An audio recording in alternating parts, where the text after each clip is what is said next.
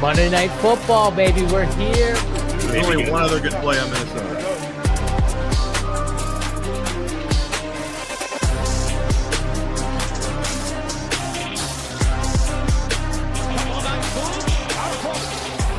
Touchdown in 46 seconds. Punches back. Touchdown.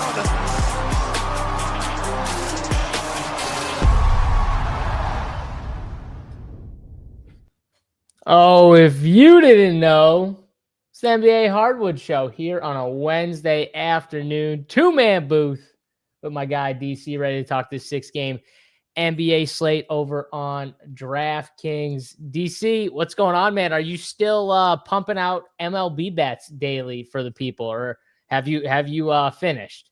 I have been most of the time. I forgot to get one today. I'm still kind of in shock from Bam Adebayo breaking Kobe Bryant's 81-point modern-day record. What did he score? 83 points? Bam Adebayo? And yeah. I don't know, JSU. You and I believe I'm correct in saying this. We've never binked the Millie Maker, right? The Sunday NFL Millie Maker. And over the years, you get beaten down 10, 12 years, you never win it. But if Bam Adebayo can put up 83 points in a game, I'm not sure I'm quite ready to give up yet. So never give up, folks. Your day is coming. It came for Bam yesterday. Tonight could be your night. Never give up. Bam Adebayo inspiring me and inspiring generations out there.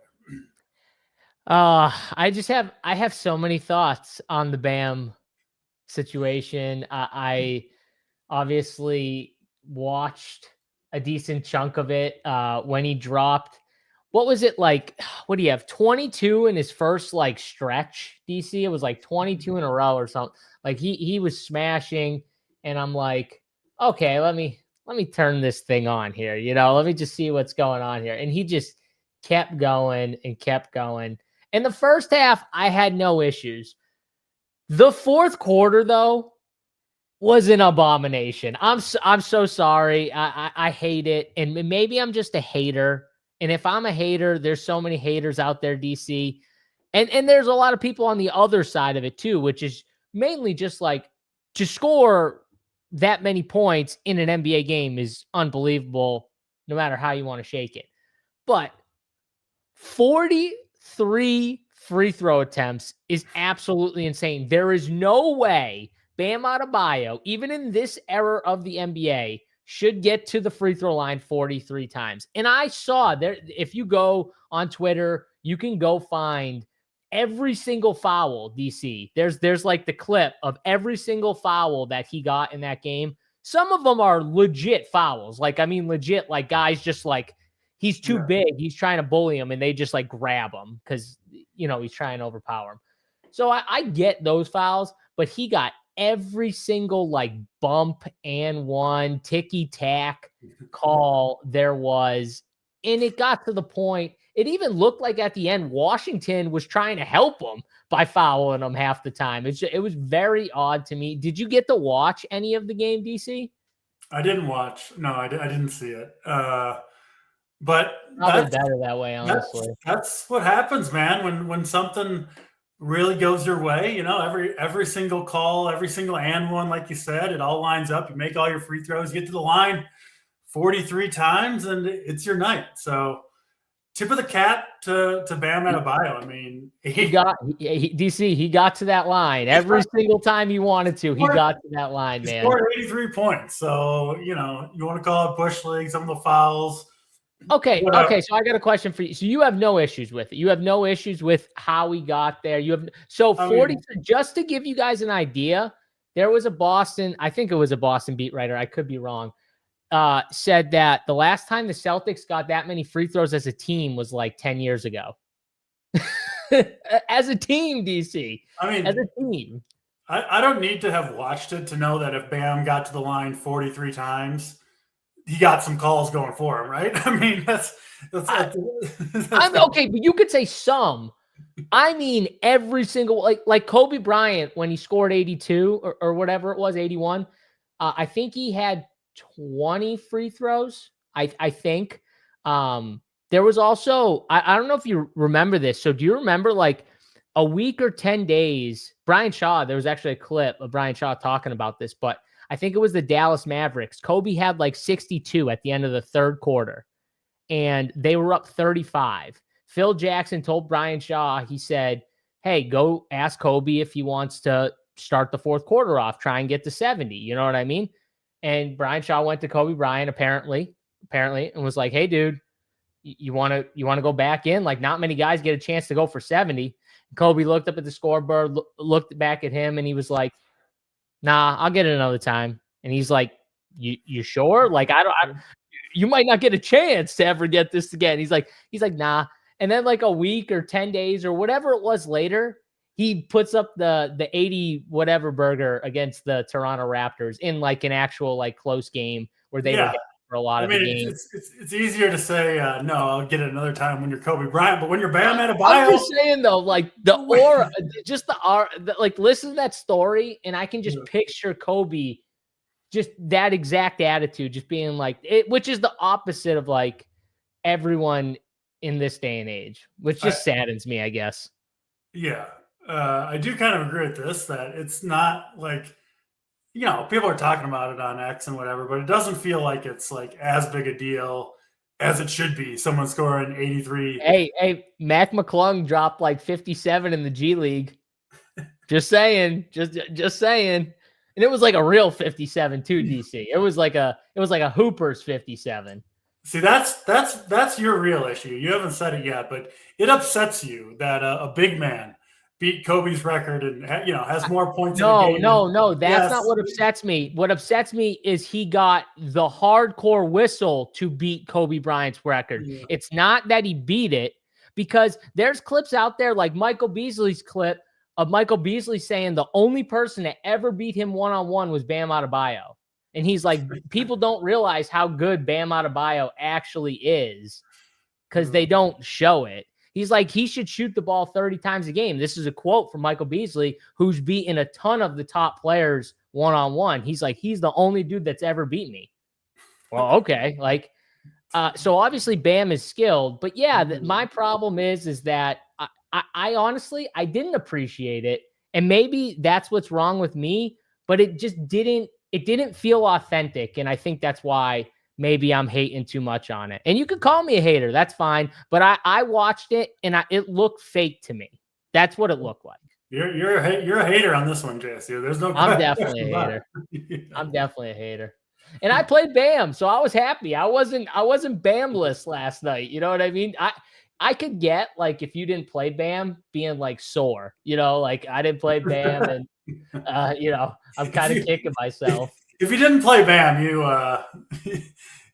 didn't have much of a sweat after like the first like 3 minutes of the game, because it was like, I remember opening up the score and it was like, oh my God, this guy's got like 26 fantasy points in the first 7 minutes or something. And then he never slowed down. What did he put up? 107? Something crazy? It was something ridiculous. Yeah. It was something ridiculous. Yeah. 107, whatever. So, all right. Call me a hater. I don't care. I'm a hater. See, the realist is on my side. He's a hater too. Honestly, though, weak ass 83. I think, DC, it's okay to be on both sides. It's okay to appreciate it, and it's okay to hate on it, because we just see the game differently. But my lens is always the same. You know it, DC. Like, it's not Bam. If someone else did the exact same thing Bam did, I'd be sitting here saying the same shit.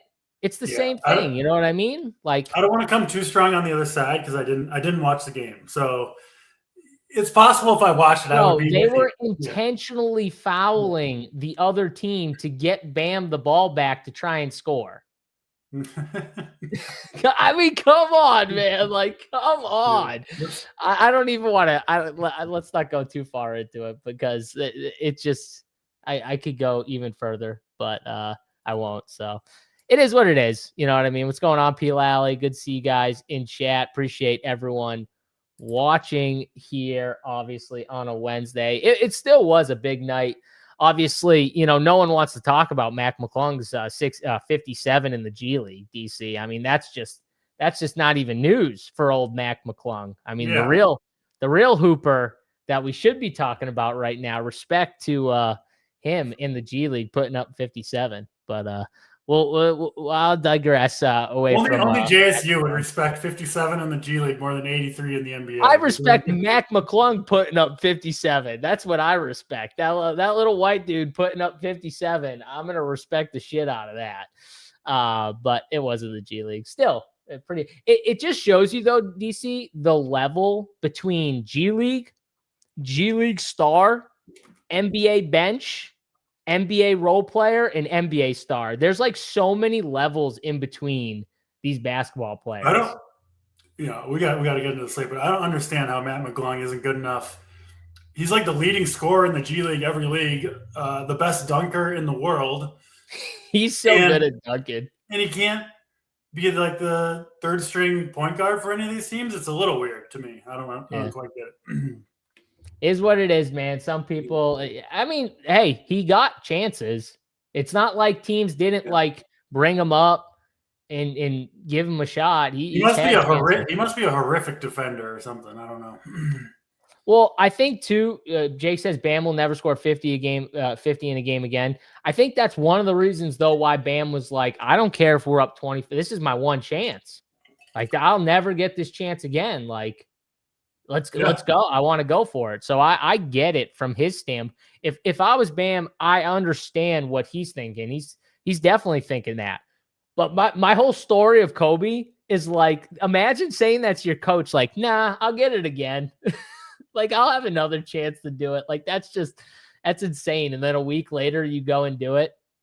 That's just GOAT mentality right there. R.I.P. Kobe. R.I.P. Yeah, R.I.P. Kobe. GOAT, man. Absolute GOAT. Let's get into the 6 games. Unless you have I totally shoved you aside. No more baseball bets, right, DC? I don't have one today. We'll get them going again though before the end of the season. Also, by the way, what's up with our coach for the World Baseball Classic not knowing that he could be eliminated? Was that like a joke? I watched the clip 3 times and I was like, he's not joking. It seems he did not know. So this Mexico-Italy game, it's got to go our way or else the USA is out of the tournament, which is just nuts. Wouldn't you think the coach, out of everything you need to know, would be like just how to make sure you make it to the next round? That's like literally the only thing he needs to know. The lineup takes care of itself. Like, I mean, I don't. It's just a crazy story in itself. And that we have the clip. And then he tried to walk it back after. He's like, no, that's not what I meant. And I'm like, if you watch the clip, that's what you meant, bro. That's exactly what you meant. Yeah. But all right, let's get into the 6 games here. DC, you got Saber Sim up here. The times always throw me off with your not the East Coast time zone here. But let's start with Cleveland and Orlando. We do have the 7:30 lock time, so we do have that extra 30 minutes than normal, DC, for these games here. But start us off here, Cleveland and Orlando. What are you seeing in this spot here? Yeah, pretty good spot for Orlando, I think, in particular. 226 total, Cleveland by 3.5, but Orlando without Franz and Anthony Black, right? 2 big pieces of their team. Obviously, Franz has missed a lot of the year, but this team just gets really thin when you take those 2 guys out of the equation. So you'll see big minutes for Suggs, Tristan da Silva. I kind of have a personal dislike of Tristan da Silva's game, but the minutes and production have been there at 4,400. I think he's a pretty good value play. I like Carter, Bain, Banchero. All those guys look pretty good. I think Mobley will guard Banchero, which is, I think, a little concerning for Banchero's ceiling prospects. Just, he's kind of a one-on-one isolation player and probably has to go against Mobley here. So maybe a slight downgrade for Banchero, but I do like Orlando overall. Cleveland's tough right now, man. Like the big men have had some big games and Jared Allen's out, but like if you look at Harden especially, we've talked about it before, he hasn't had a ceiling game yet with Cleveland since the trade. It's like right around 40 almost every time out. And then Mitchell's had some, bigger games, but his average has certainly decreased. A lot of games in the 30s for Mitchell right now. And that's what happens when you get kind of 2 guards that can do it all, sharing the basketball. So kind of lower on Cleveland. I do think Mobley is a solid play, but center's awesome tonight. Obviously, got the Joker later too, so I don't know if I'll get to Mobley. Mostly on the Orlando side, I think Suggs, Bain, and De Silva, my top three. Yeah, we're kind of aligned here. I'm with you on the Cleveland side. Pretty easy for me when you watch that team play. They just don't look right. I mean, even in that game against Philly, where Philly was missing so many guys. I mean, so many stars from Maxey, no Edgecombe, Embiid. Kelly Oubre was like, he pretty much didn't play DC because he barely played the first 3 quarters because of foul trouble. And Cleveland just still like couldn't run away with that game until late. Like it was pretty bad watching it, honestly. I don't know. Obviously they've been playing without Jared Allen a couple games. Maybe that's got something to do with it a little bit, but they haven't put up 120 points in any game of the last 8. I mean, it makes honestly, you say that, but their offenses look terrible to me the last few games. So it checks out to me the way they've been playing.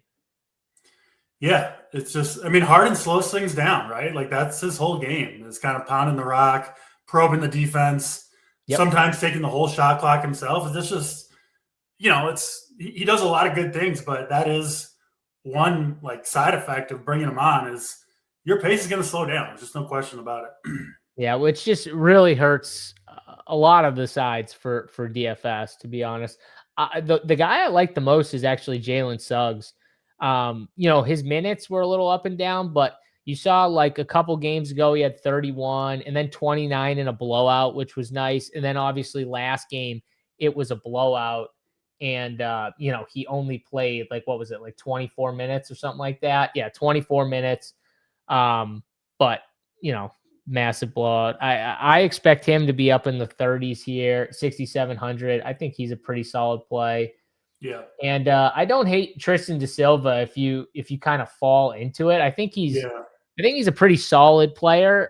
He's more of like my lineup is almost set and he kind of fits my last spot type of player. But he's playing like 30 minutes. He's got a pretty good shot at giving you 25 fantasy points for 4,400. Can play either forward spot.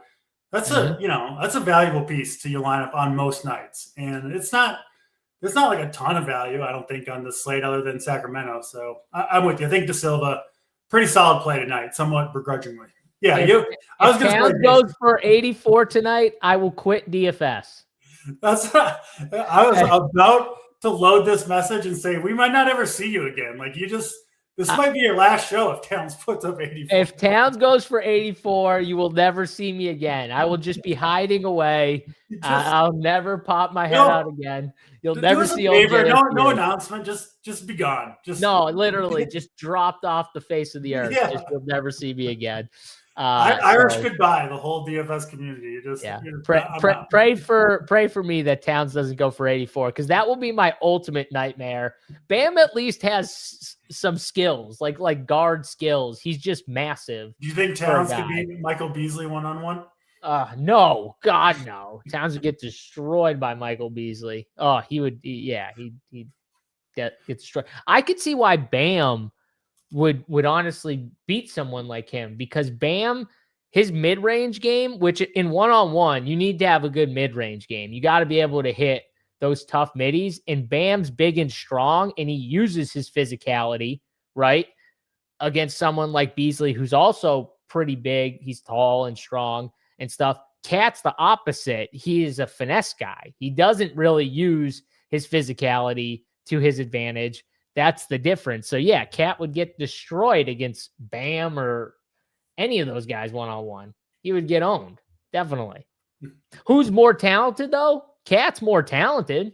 That's the funniest part of the whole conversation. Cat is by far the more talented guy, but it doesn't matter. He just wouldn't win. So I think Cat versus Bam one-on-one would be a good matchup.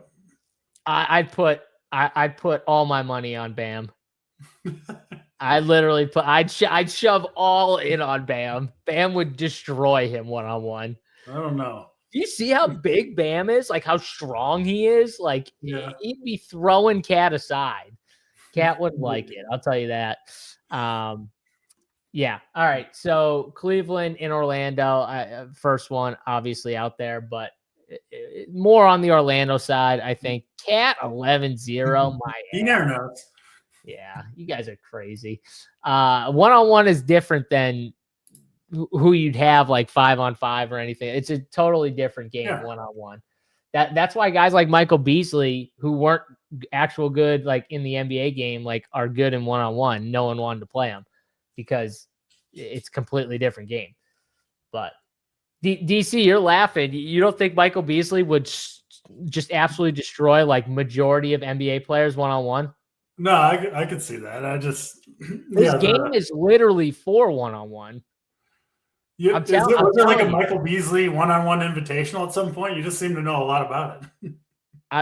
I do because I've seen a lot of the stuff. Him trash talking guys that wouldn't play him, and I've seen a lot of his stuff, and I believe it too because he's just one of those guys I could see like stoned out of his mind, but like in practice, shit talking everyone and trying to play everyone one-on-one. So I totally see it. Yeah. Was he the number 1 pick or maybe number 2 coming out of?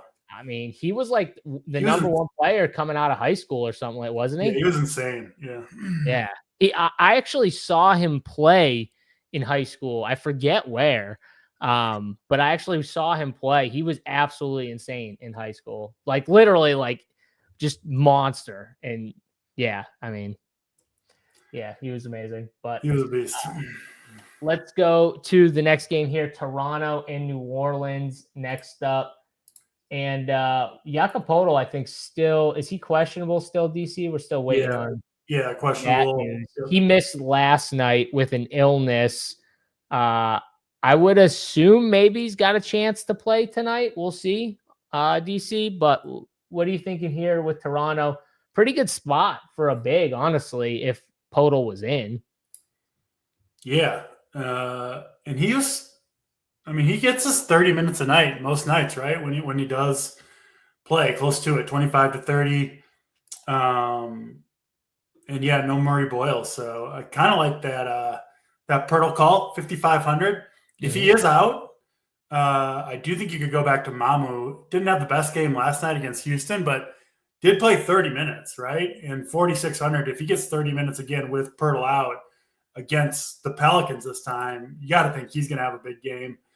The rest of Toronto, I think, is kind of hard. I don't think I'm quite as high on him as maybe is RJ Barrett just always overprojected, or has he been crushing? Like, I feel like it's every day Barrett pops up on Sabres. I mean, he's been pretty good. Yeah. I put Barrett as like one of those guys. I feel like he's always like solid. Like, I feel like he's always just like a solid. Yeah. They always price him like. I never play him though. He always is like one of the best values. I never play him because he's one of those guys. Like, he doesn't feel like an upside click with this team. You know what I'm saying? Like, he has upside. It just doesn't feel like he hits his upside very often. You know, like what you see is what you get. Like 35 for him. He hit 36, 45, 36 his last 3 games, which is good. You take that. Obviously, 45 is really good. DC. It's just how many times is he getting above that like 40 marker? I feel like, you know, I don't play 150 MME in the NBA. If you do though, you're just like, all right, yeah, 20% Barrett. That makes sense. When you have like the 3 lineups, it's like, do you really want RJ Barrett? And it feels like the answer is always no for me. So, I mean, I get the projection with him, and it's solid. What about DeJounte Murray? So the minutes were back down a little bit last time, but I think that was mostly due to the blowout, right? They won by 20 points. So he got 24 minutes. Probably missed his last rotation there. He looks good to me. Have you seen? I think you project him for like 30 minutes. Yeah. I still like him. I liked him last game too, but yeah, I like DeJounte at 6,900. The price is low enough, right? Where it gives you the 40 and you're in a pretty good spot. So I'm in on DeJounte. Did you see the Herb Jones is now only center eligible? And I saw. What? I was looking for him when I was breaking down the Pelicans. I couldn't find him because he was hiding at the center spot. What? I don't even understand it. I don't even understand it. And then you can't even play Queen at center. He's power forward only. That, Yeah, that doesn't makes make a no lot of sense. sense. I have no Uh, idea. Not that it matters that much, but just No. struck me as funny. Not but that you're trying to play Herb Jones for the most no, part. no. But yeah, I mean, DeJounte's my favorite on the Pelicans. I do think his presence kind of hurts everybody else. We've seen some pretty good games from Fears lately, but minutes are all over the place. I don't know. I think there are better options. I think Murphy and Zion are fine. Like, I think there's a lot of pretty good plays in this game, but DeJounte the one that I like the most.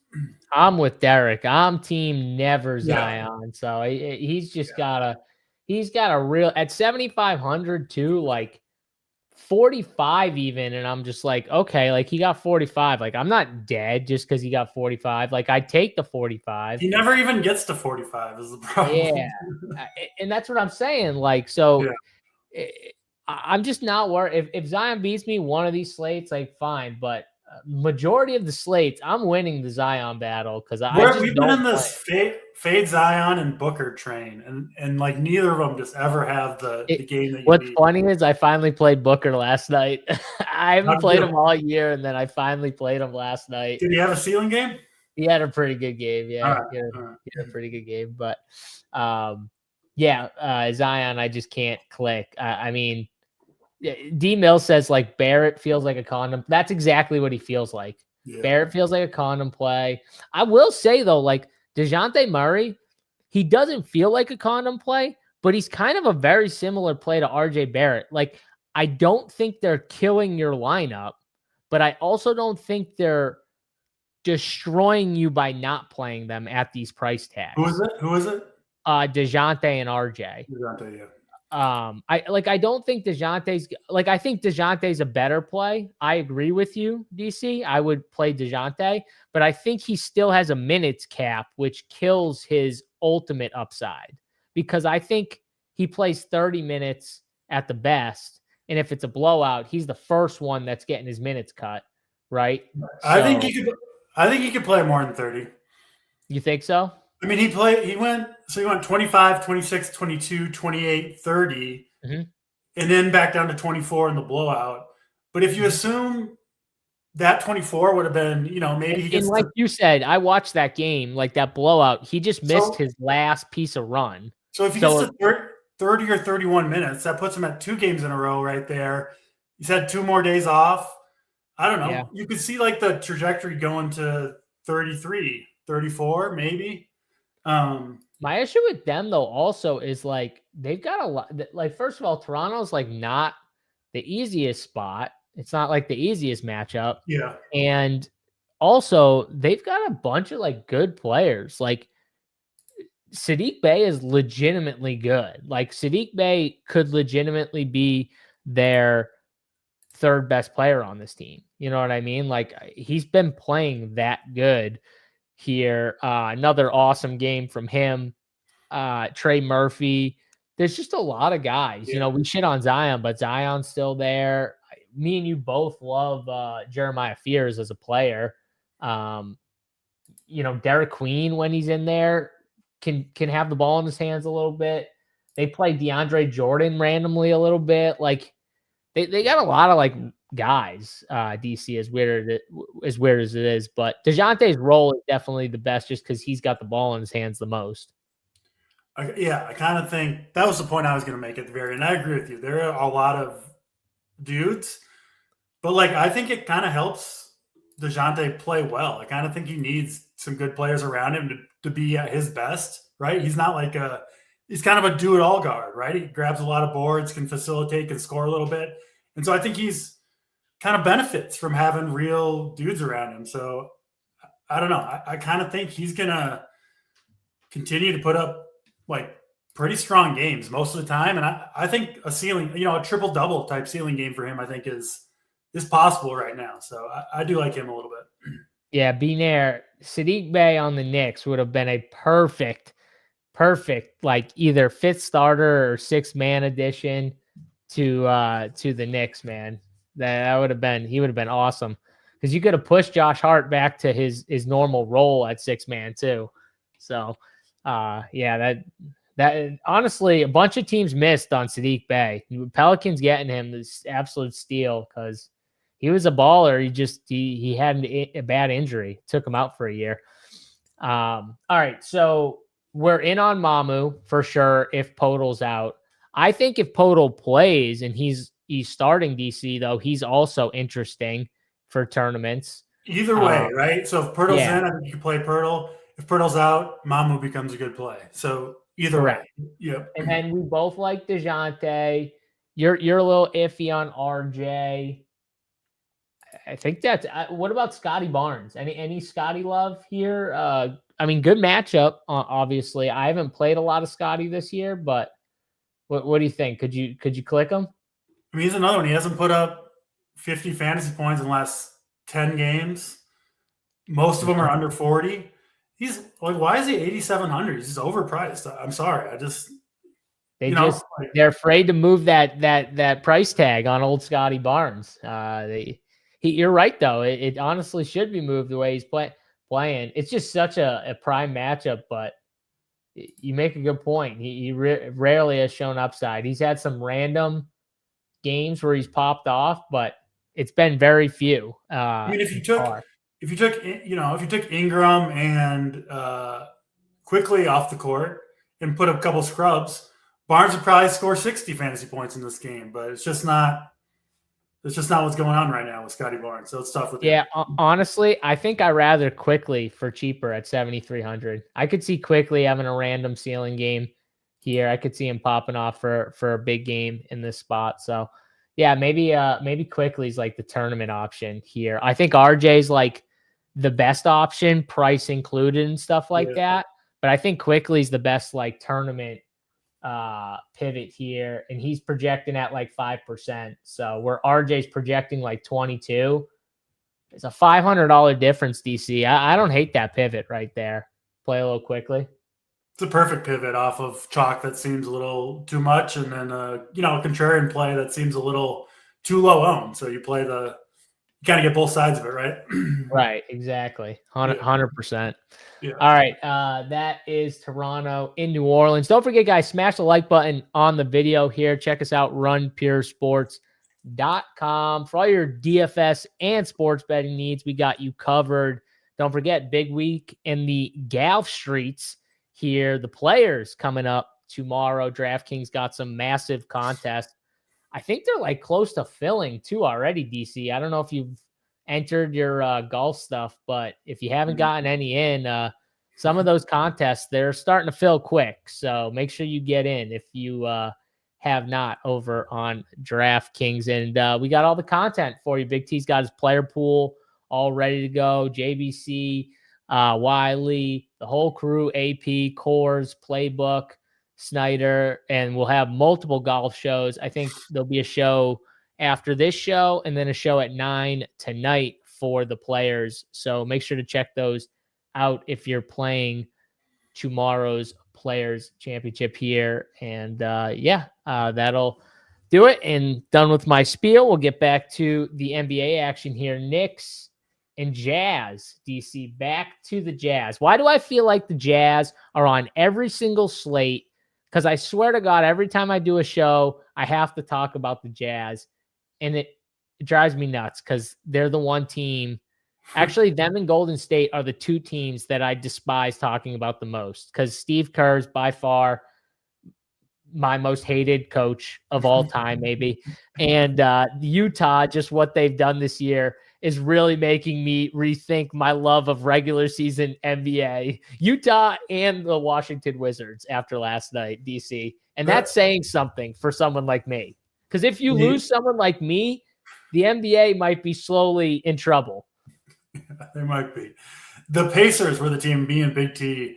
I swear, we could not do a show that wasn't the Pacers for like a month and a half. But I haven't seen the Pacers in a while, which has been nice. I haven't really missed them.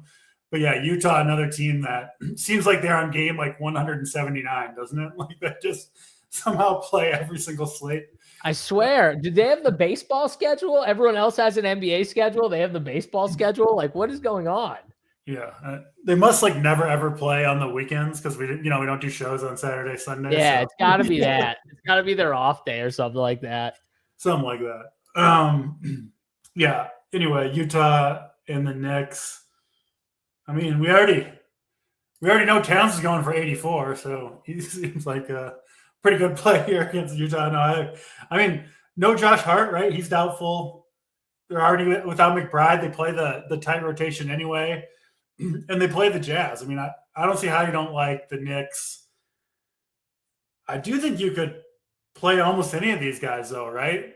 I mean, Brunson, OG, Towns, Mitchell Robinson, Bridges, Shamet, all these guys look like pretty good plays to me. So I think it's kind of hard to differentiate. I think you can kind of build, get the guys you want from other games and kind of see who fits with the Knicks, because all these dudes should benefit with Hart off the court, and the matchup's obviously so good against the Jazz.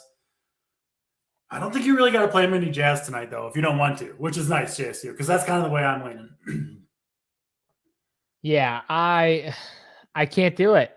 Rick, you're my boy. You're my. I don't even have warm water, dude. I can't even toast you warm water. My water's gone. But I mean, I'd love to talk about how great the Jazz. Oh, you said will be soon. Oh, okay, yeah. I mean, I do think that they're trying to make moves to be better. They don't want to give up Walker Kessler, because I know they've had some offers, I feel like, the last year or two for Walker Kessler that they've turned down. The guy can never stay healthy, but they don't want to trade Laurie, DC. It does feel like the Jazz are trying to at least accumulate guys that would want to stay and potentially make a decent team. They have a lot of talented players. I mean, I love Keontae George's offensive game. I think Sensabaugh could be for sure like a good sixth man. You got Laurie, Kessler, all pretty young. I mean, I think if they can get like a real superstar JSU in the draft or something like that, I think we could see the Jazz take a huge leap really quickly. But for now, they're annoying. They need ace in whoever they draft this coming year to hit. Yeah. They need that, because it's hard to get guys to want to go to Utah, obviously. No free agent DC is like, so they just have to do it through the draft or trades, like buying on a Jaren Jackson Jr., who people are all of a sudden down on, right? And then you go and get them, and maybe you can build them back up. Oh yeah, man, I forgot about him. They're close, I think. They're close. They just, because Keontae's a stud, man. I love Keontae George. That dude is an absolute baller. I like Walker as a big. I feel like he's never on the court. I think Laurie's solid. The problem is Lauri Markkanen can't be your one. I mean, but he really can't be your two. He's got to be a three on a really good team. Keontae, Markkanen, Jackson, Kessler. I don't know if Lauri can play the three, but like that's a pretty good core right there. And they got other good players, the Ace Bailey, Sensible. I don't know. Yeah, they're not far away. Ace is bigger. Malik Monk's a little smaller. Ace has got to be better than Malik Monk. Yeah, he's better. Well, he's got to be better. He has to be. He can't just be Malik Monk. If he's Malik Monk, it's a bust. And I think he's already better, or close to it anyway. He's just not consistent. Yeah. Maybe that's why he's Malik Monk. He's very inconsistent. Malik Monk is also at times very inconsistent. So, maybe that's why he seems like more of a six man right now. But I think eventually the consistency is this thing that will come, I think, with a guy like Ace Bailey. They'll figure that out eventually. Might take a couple years, but that's generally the last thing to come, right? But you can kind of learn consistency. You can't teach the talent, right? Which you clearly have. The talent's there for sure. It's just the consistency thing he's got to figure out. And sometimes guys get it quicker than others. I feel like Ace is someone, though, it might take a couple years for that, just because he's so young. It's just, but it'll probably come. I do like what the Jazz are building. For DFS, I don't know how you can pay these price tags. It's a horrible matchup against the Knicks. Yeah. I get Filipowski's been unreal. I mean, if you go back and look at, I will just say, though, caveat, he did two of these matchups, 51, 43, 51. Two of them were against Milwaukee and Washington. The other one was against Golden State, DC. So do we throw a little caveat in on those big games? Maybe for him, but he has been pretty good. I just can't do it. So If Jazz beat me again here, then they beat me, but I'm not doing it. I'm staying away. And the Knicks side, it is a good spot for these Knicks here. Another spot where you would think Cat should be able to have his way at 8,700 here. He's gotten 64 and 53 his last 2 games. Is Cat going on a run, DC? Are you going to the Cat train here? I mean, I like him, but I also am very prepared to be let down by the Cat. Yeah. Say it. Say you want to play some Cat. I do want to play Cat. I am probably going to play some Cat, but I'm not super comfortable with it. You just can't trust this man. When you think he's going to have a big game, he'll show up with a dud. He'll commit the stupidest fouls known to mankind and just get in random foul trouble. Yep. It's going to be painful, but he'll probably be on my team. Yeah. Yeah. You know who I kind of like a little bit, DC? I like OG a little bit. I think he's a decent play here. He's 6,700. No Josh Hart. He's doubtful. I think I could play a little OG in this spot. It's in Utah. Maybe Utah can stay competitive. People are playing the Knicks. I mean, go look at these Knicks guys, DC. I mean, we've got on Saber right now, Jalen Brunson, 23% owned. Cat, 21, which I'm surprised that they're like that close. I would have thought Cat would have been higher than Jalen Brunson, but OG, 19. Mikal Bridges, 21%. Landry Shamet, 28. Those going to be really the Knicks ownership? I mean, I get it. They just have such a tight rotation. So, like all the production is going to these guys listed, and they're going to produce against the Jazz. So, yeah, I mean. What about old Mitch Rob here? No Josh Hart against Utah. I mean, Mitch Rob at 4K. Can we do it? That's probably what we should do instead of playing Cat. Let's play Mitch Rob. I might do it. I might play Mitch Rob here. Yeah. Hope he could steal some points from old Cat. So how do you rank these Knicks, DC? Because they're going to be popular. How are you ranking like your top 3? I got Big Purr number 1. Big Purr. I'll go OG 2, Bridges 3, Brunson 4. And then, Robinson and Shamet, I think, are pretty good as contrarian plays as well. Yeah. I think it would only probably be I can't play Jalen and Cat at those those ownerships. I'm not playing them together. So I think you play one. Seems like they're being split right now. So I guess my bias, I'm trying to keep my bias out, DC, but I can't help it. I'm going JB1, OG2, and then I'm playing Mitch Rob 3. I'm not playing anyone else. So there's my 1, 2, 3 right there. It's interesting. You almost never see a ownership split quite like this, where it's like 20% each on all 5 starters. It looks like, Yeah, I mean, that's what I was saying. It's weird that it's like I thought Cat was going to be higher than JB, but he's not. Which means you think Cat is which should be. I mean, yeah. In my head, I thought Cat was going to be the play that projections were pushing for the Knicks. Because you see it. I mean, you see how good the matchup is, right? The matchup's amazing. Yeah. But to be fair, it's pretty elite for Jalen Brunson too. Yeah. It's a pretty good matchup for all involved. I guess what I'm saying is if Cat is lower owned than you thought he's going to be, maybe you should play him, right? Because you think I get what you're trying to do, but I have rules, and anyone named Big Purr is out immediately. Big Purr is on the outs with JSU. So, that's. I'll never try too hard to talk someone into Cat because I know it can happen. It's not, Look at this. Luckily, no. Is Jalen going to put his nuts on the table tonight? That's what I'm talking about. We're playing Jalen Brunson. Screw this big Purr guy. All right. 3 games down here. Let's go to the next one on Saber. Houston in Denver. Pretty solid game here. Jake says, I think I want to play this Jokic guy, DC. This Jokic guy's pretty good at basketball. I mean, it's, not an easy spot, but it's Jokic at home, so that doesn't really matter. He can beat any matchup, and I do also like DC. I keep saying it, but I like playing the centers against Jokic. I like guys.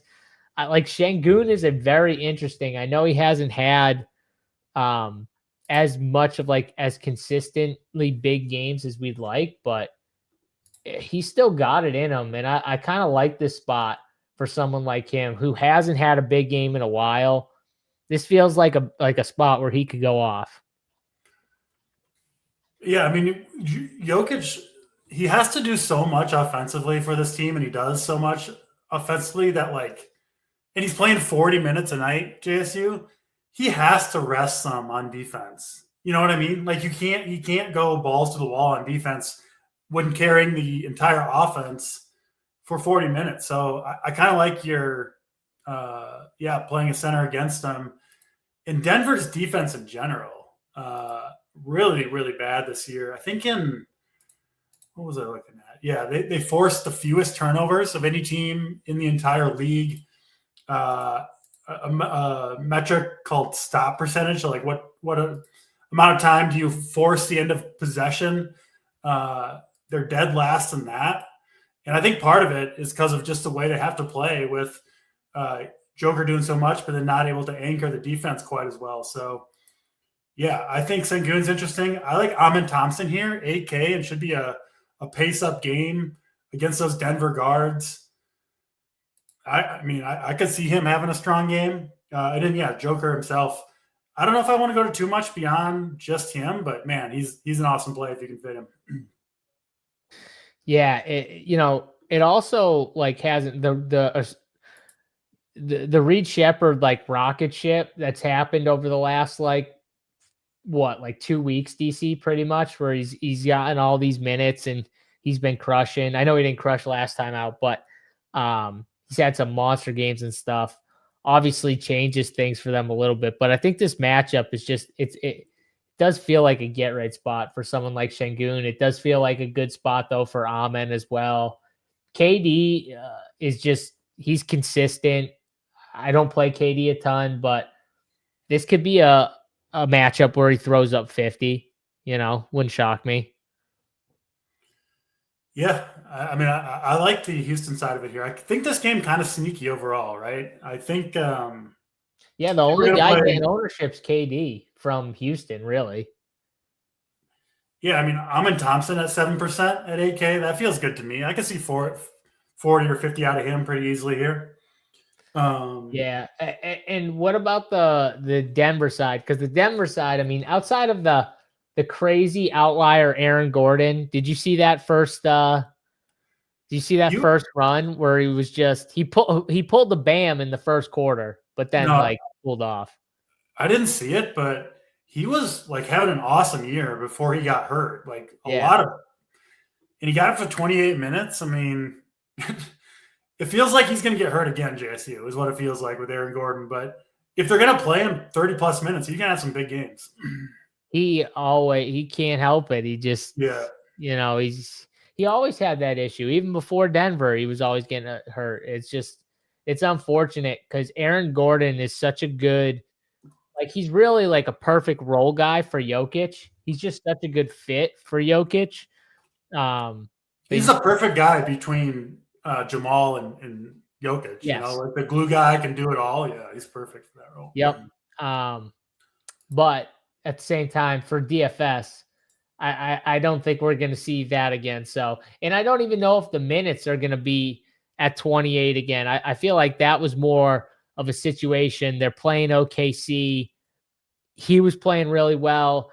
And it was okay, that last stretch, that last do we put him back in? And they decide to put him so I don't know if that even happens again, because if you're Denver, you got to be thinking about the playoffs. You should not be trying to push of all people, Aaron Gordon's minutes should never be pushed. But who knows? Maybe he'll get more as they go.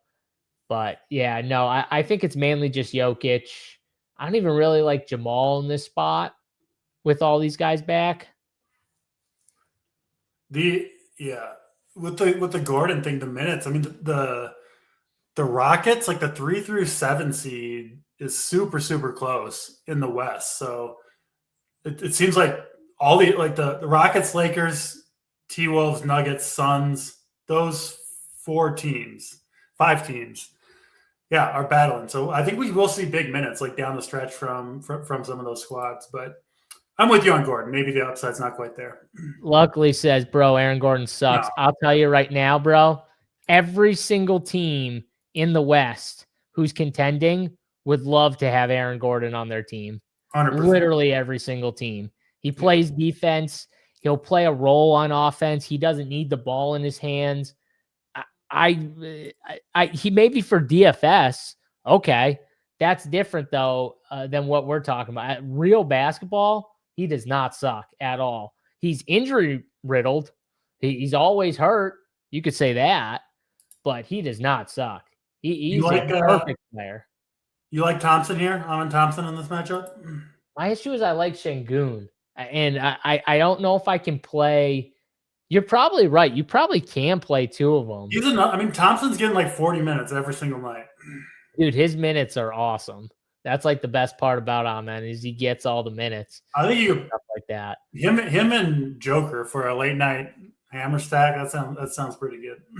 Yeah, I don't know if I'm going to get up to Joker too. We'll see. We'll see if I got the spend to get up to Joker here. We've got. I like Şengün. I like Jalen Brunson. I don't know if I'm going to get to Jokic tonight, DC. I don't mind him as a play. Obviously, you can always play him, but I just don't know if I'm going to spend the 12-1 to get to him. But I could see it. I could see the back and forth with him and Şengün. You think he'll be in Big T score tonight? Obviously. He's literally – that's like minus 10,000. I'll be stunned if Jokic isn't in Big T score. I told Big T we should just leave Jokic in his core. Just have 6 core plays, but one of them's always Jokic. You just like Jokic stays in your core. You never erase it. Even when he's not on the slate, he's just the 6th guy. People are like, oh, he's not on the slate. Whatever. He just stays in the core. But like every day, just keep him in your core and have 6 spots. That's what I would do. But Jabari Smith love.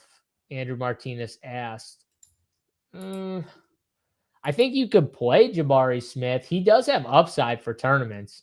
I do think Reed Shepherd, him kind of coming up hurts like a Jabari, definitely hurts an Eason.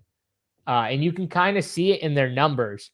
Go look at a lot of these games where Reed Shepherd is having a good game. And it's coming a little bit at the expense of Eason, or for sure Eason, and a lot from Jabari. Even though Jabari's playing a ton of minutes, that's the one good thing about Jabari is you will get the minutes. So I don't hate Jabari actually if I land in the mid range. I think Reed Shepherd's interesting here too because he had the bad game. So it's like people didn't really want to buy the run, right? Like they're kind of like that, and then. Then you had a mediocre game and then a bad one. But really nothing has changed. He just, he had 4 turnovers, 3 fouls. They won in a blowout. Like it just. That's a good point. Honestly, DC, that's a good point. Like who would you rather have, Reed Shepherd or Jabari Smith? Reed Shepherd is, I think, the one more likely to get you 40 plus, get hot from 3, something like that. Yeah. And I do think the better plays are on the Houston side in this matchup. So. Yeah, you could be onto something, DC. Maybe it is like maybe I do play like a Reed Shepherd Şengün lineup or something like that. I don't mind the sound of that. What is he coming in at any ownership? Probably no. Not. He's down at like 1% right now. Reed is. Yeah, interesting. Yeah, projections don't love it. Reed and Jabari. Honestly, Reed or Jabari both seem like decent upside GPP plays. That obviously the floor is definitely lower. There's risk there, but I think the upside is good enough in tournaments to where you should get some of these guys here. I think one of those guys could go. I don't know if I'd play them both together, but I think one of them could definitely have a game. Yeah, Jabari, if he does have to guard Jokic some, could be in foul trouble, that's for sure. Jabari is Mr. Kill Denver. I think him or Reed is a good play. I don't know if I'll play them both, but I do think it's a good play. So good call, Andrew. Glad you talked about him, and I like the Reed Shepherd take from DC. All right, anything else from this game, DC? Anything else from Denver, or can we move to the final game?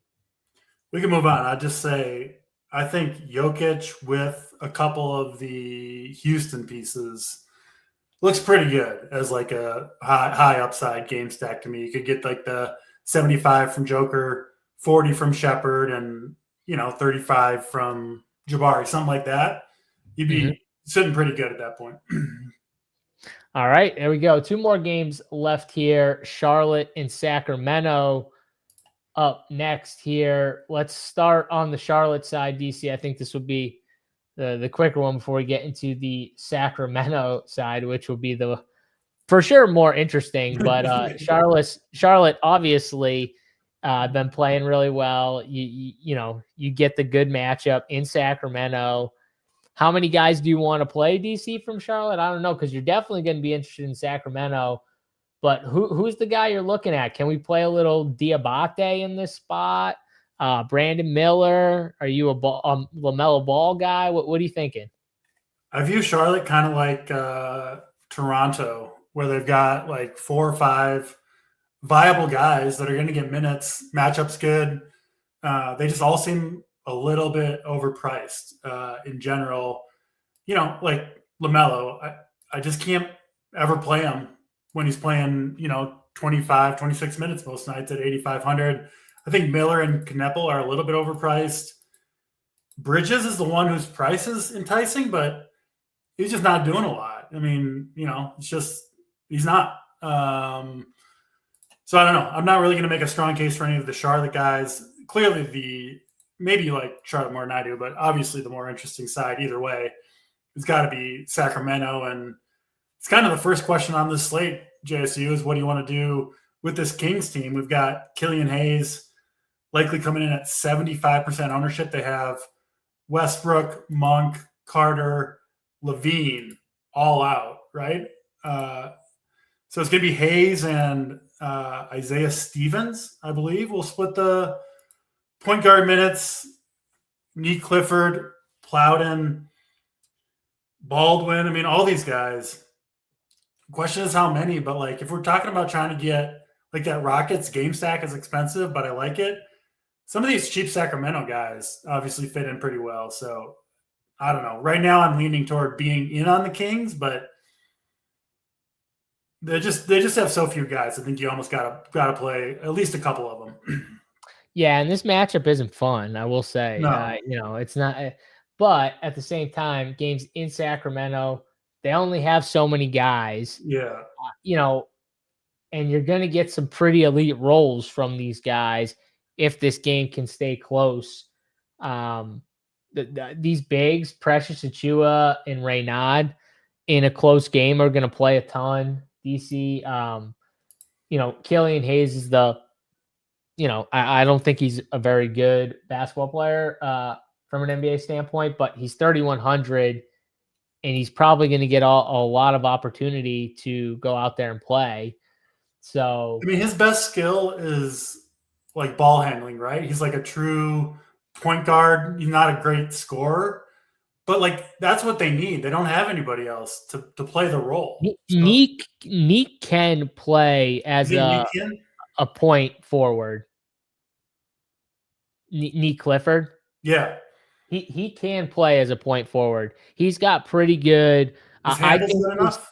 Yeah, I think his handles are good enough. I think his playmaking skills are pretty solid, honestly. I think they're for like a small forward type of guy. I think they're good, honestly. For someone his size, like to where it wouldn't shock me if he was the guy from a playmaking standpoint that was doing a lot out there with no Russell Westbrook. What about there's more to this game. Isaiah Stevens guy? You think he's in play? I'm not sure. Is he even? He's He's definitely in, right? Like he's not with the G League. He's definitely. Actually, I'm not 100% sure on that. Yeah, if he's in for sure and not in the G League at 3K, I would assume he gets some run if he's in for sure. I'm just not 100% on that yet. So I do think Plowden's okay.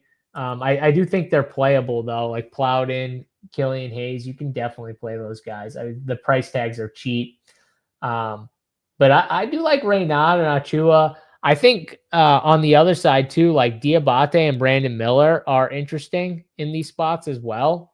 I could see Musa having like a big game on the glass. I could see one of Brandon Miller or LaMelo Ball taking advantage of just this terrible Sacramento team that's probably going to give up, a ton of points. The problem with LaMelo, and the reason why I just refuse to play him, is his minutes are just not what you want. Even in a close game, they're really not what you want for paying the LaMelo price tag.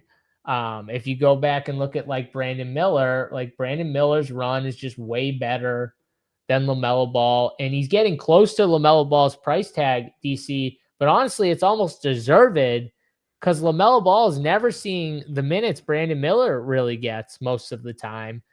You're happy if LaMelo gets like low 30s, but Brandon Miller can play 37 minutes.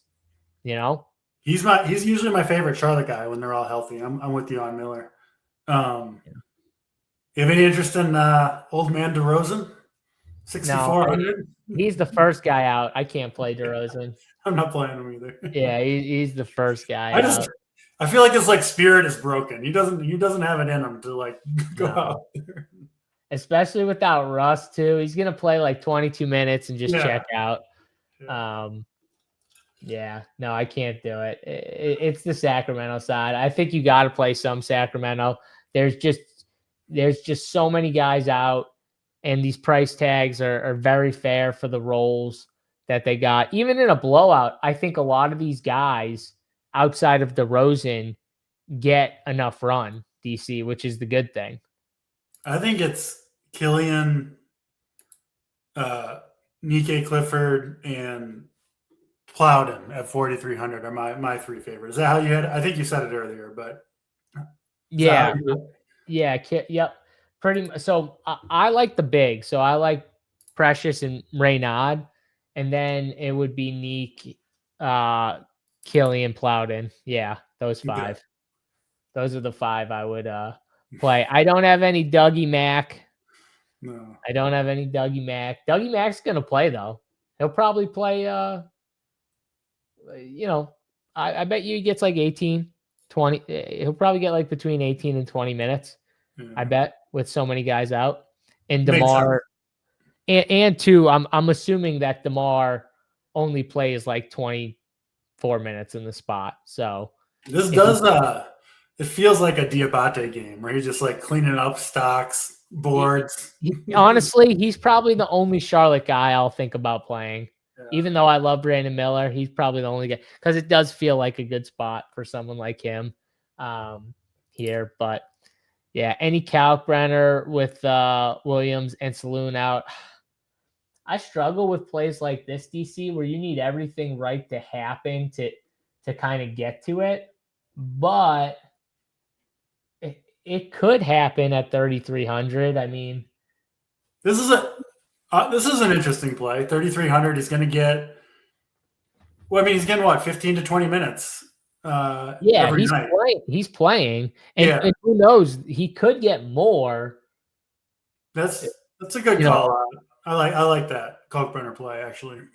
Yeah, 3,300 I think is fair. So the key is the price there, right? The super low price is what makes it a good play, I think. Yeah. Oh, the tag. Yeah, 100%. 3,300. Yeah, if he was 4K, we wouldn't even be talking about it. Yeah. 3,300. It sucks he's only center eligible, but I think that's that dude is in play for sure here. All right.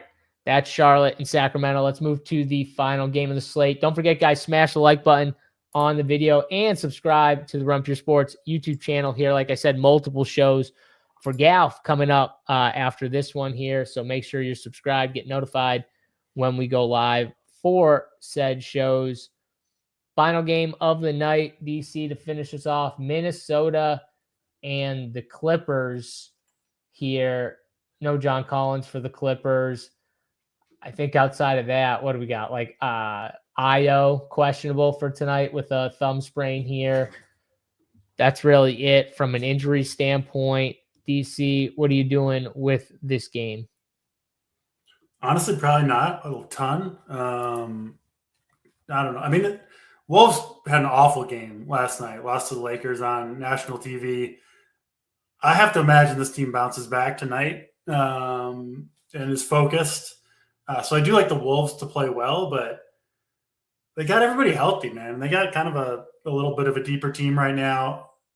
The matchup's not great. Obviously, Clippers play good defense. They play slow. So I think you'll see a focused Wolves team. I do like them to win this game by, money line. But in terms of DFS, I don't love necessarily the Wolves, and I'm kind of the same way on the Clippers. I mean, Brook Lopez projecting well. I don't know. I don't think I'm playing Brook Lopez at 4,700. Kawhi is fine, but he's going to have, McDaniels on him all game. Just not a perfect matchup there. I don't see a lot here, JSU, but it does look like this game will get some ownership. So maybe I'm missing something. Yeah. First of all, bro, that's why you subscribe. You never know when the show's going to start. That's why you click the subscribe button so you get that notification. That's the whole point. Because you never know. We might go off at 6 o'clock one night. You never know. Me and DC might just decide to wait an hour. Yeah. You never know. But this game here, I kind of like, and I don't normally like Clipper spots, but I do think Darius Garland and Benny Matherin's price tags, even in a tough matchup, I think are pretty fair at 6,100 and 6,200. I think they offer you a lot of upside for those price tags. And I get why the projection is what it is. And I get why people might be maybe a little low on them. It's not the easiest matchup. It probably is a good bounce back spot for Minnesota here after two losses in a row. But at the same time, I think those price tags are just tough not to look at here. So they are getting some ownership. I mean, people are going to this game. I can never click like Derek Jones, Brook Lopez plays. I'm never in on those plays. They're getting some ownership. Sign me. No thanks on those guys. But Benny Math and Garland, I can get on board with DC. So I think I like those guys a little bit.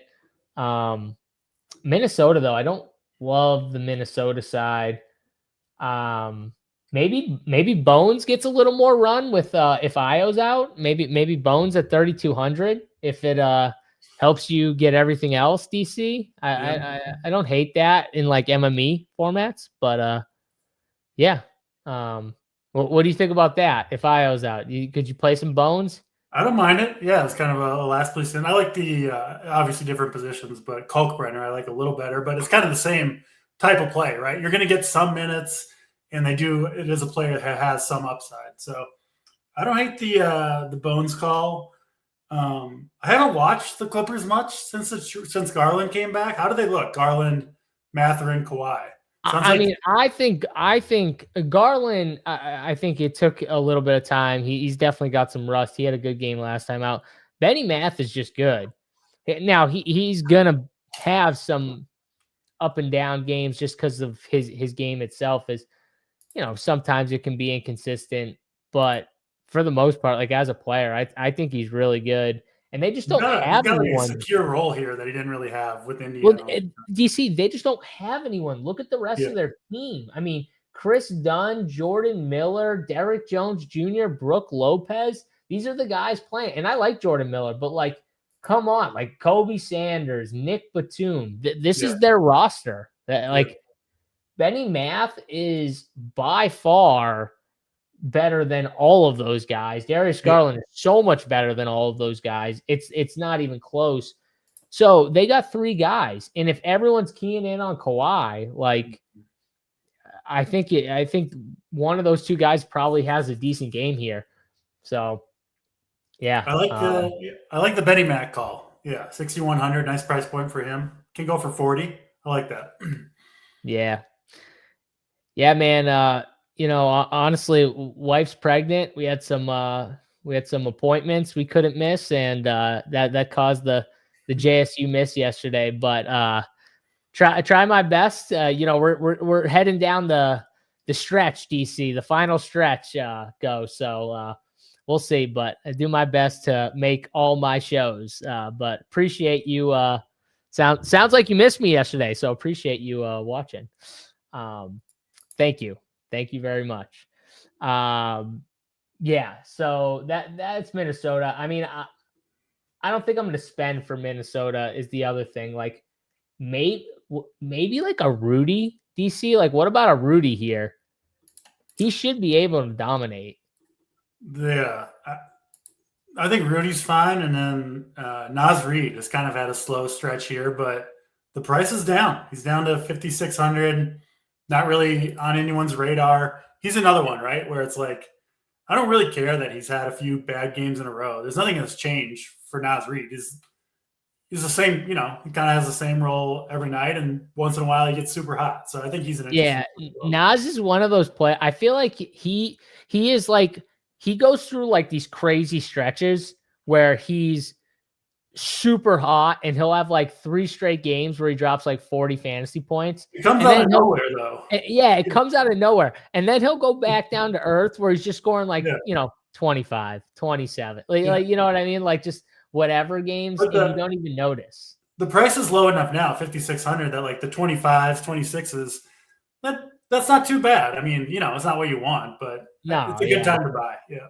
Definitely not what you want. But I agree. Like the price tag is getting cheap. It's for sure getting cheap. But McDaniels, boomer bust. It's because though they have so many guys. They've honestly just got so many solid players now. This team is so well constructed.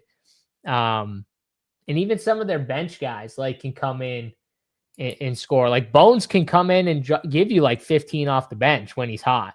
So they're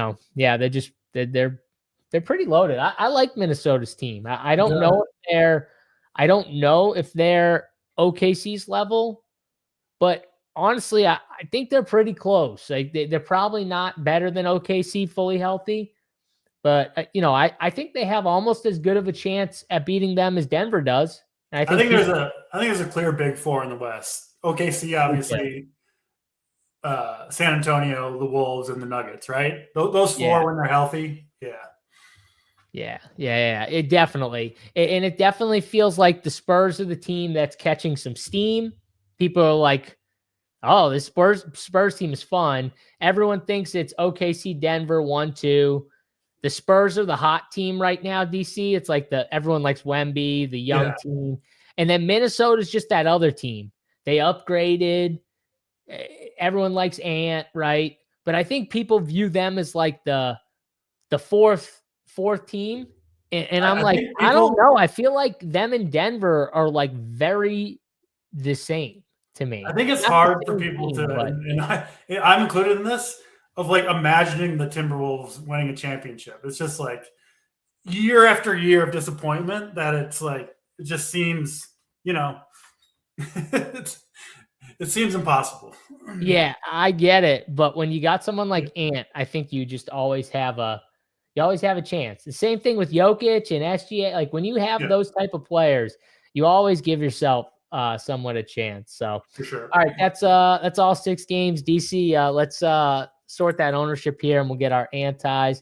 Appreciate everyone in the chat. Thank you very much. Yeah, if you ever don't see me on a day I'm normally here, that would be the reason. Something's going on. So yes, but I appreciate it very much. We are very excited. So all right, who we got here, DC? Ownership. Do you have I got one off the rip if you're not ready. I got one too, but you go first. You sure? I don't want to take yours. No, go ahead. All right. Mr. Mikal Bridges. Every single time I see his name in the high ownership, I just always click it. I never play Mikal Bridges, and I just will continue to never play Mikal Bridges. That's definitely my anti-play. DC, hopefully I didn't steal yours. No, but I'm going to the same team, which is a little concerning. But Landry Shamet as the fifth highest owned player on a slate. I'm sorry. I just can't. He's just not that type of player where you want to eat into the big ownership. This guy, he's like a 3-point only guy. If he misses the first couple, he's a double-digit score type of bust. So I'll let the sheep play Landry Shamet tonight, JSU. Love that. Oh, you fuck off, Brandon McNair. You fuck off. All the nice congrats, and of course McNair's in there. He's just off the top rope, being there. He just I missed this one too. You missed Big T and Red Lobster yesterday. Oh, Spencer always comes in with a new restaurant for Big T. I do love that. All right, DC, from the anti-play, let's go to the play of the day, the play that you can't not have in that lineup. You got to have them tonight. Oh man, a lot of good choices. You know what? We'll go with Big Purr tonight. I know you're a cat hater. No. No. Not Carl Anthony Towns, the big cat coming through, breaking Bam's record. Reggie, not Big Purr. DC did it to us, man. Oh, I was really hoping you weren't going to say Big Purr. I was really hoping I didn't hear that name, but that's okay. We got to get a low owned guy. We got to get down in the weeds here, DC. Yeah. And give a low owned play here. So I'm going to give two and I'm going to steal one of your plays because I really liked it a ton, but my play is going to be for Spen Şengün. I think Şengün is a very interesting tournament play. 3% owned too. So nice pivot.